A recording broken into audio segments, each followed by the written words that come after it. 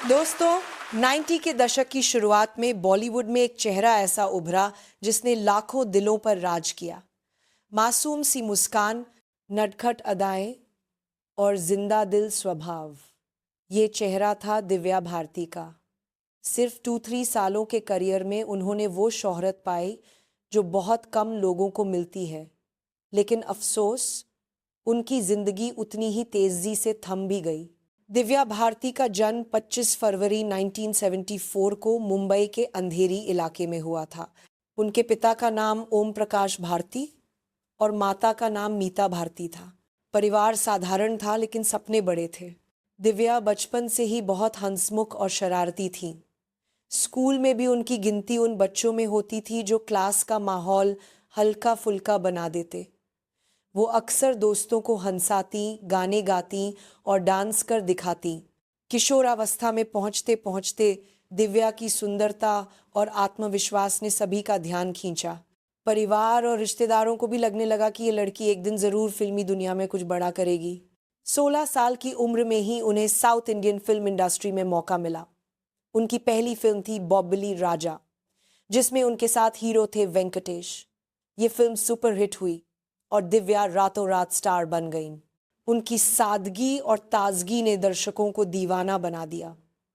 इसके बाद उन्होंने और भी तेलुगु फिल्मों में काम किया और धीरे धीरे उनका नाम पूरे भारत में गूंजने लगा। 1992 में दिव्या ने बॉलीवुड में कदम रखा। उनकी पहली हिंदी फिल्म थी विश्वात्मा। इस फिल्म का गाना सात समुंदर पार आज भी लोगों के दिलों में बसा है। इस गाने ने उन्हें एकदम से युवा सुपरस्टार की पहचान दिलाई। इसके बाद उन्होंने बैक टू बैक हिट फिल्में दी। शोला और शबनम 1992 गोविंदा के साथ, दीवाना 1992 जिसमें शाहरुख खान ने भी डेब्यू किया था, ये फिल्म ब्लॉकबस्टर साबित हुई।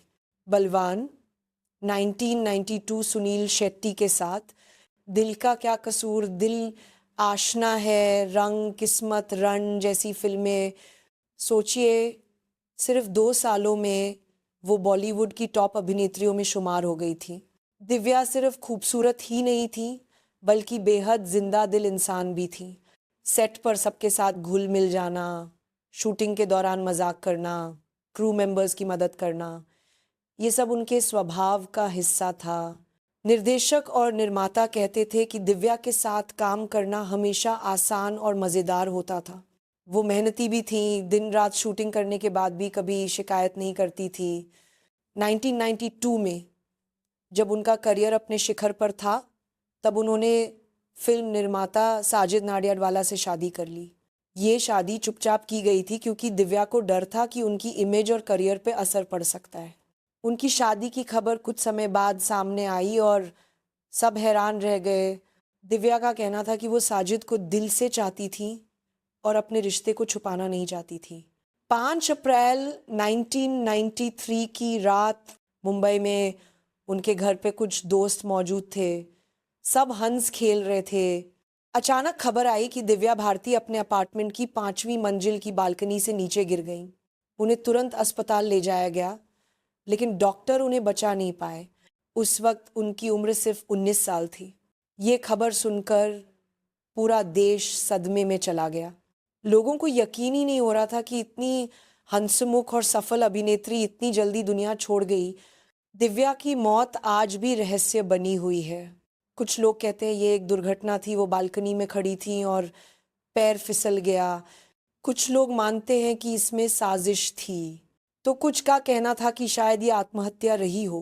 पुलिस ने काफ़ी जांच की, लेकिन कोई पुख्ता सबूत नहीं मिला। आखिरकार इसे दुर्घटना करार दिया गया। दिव्या भारती ने बहुत कम समय में वो मुकाम हासिल किया जिसे पाने में कई कलाकारों को दशकों लग जाते हैं। उनका करियर अभी शुरू ही हुआ था कि किस्मत ने उन्हें छीन लिया। उनकी आखिरी पूरी हुई फिल्म शतक थी, जो उनके निधन के बाद रिलीज हुई। लोग आज भी कहते हैं अगर दिव्या जिंदा रहती तो शायद वो बॉलीवुड की सबसे बड़ी सुपरस्टार बन जाती।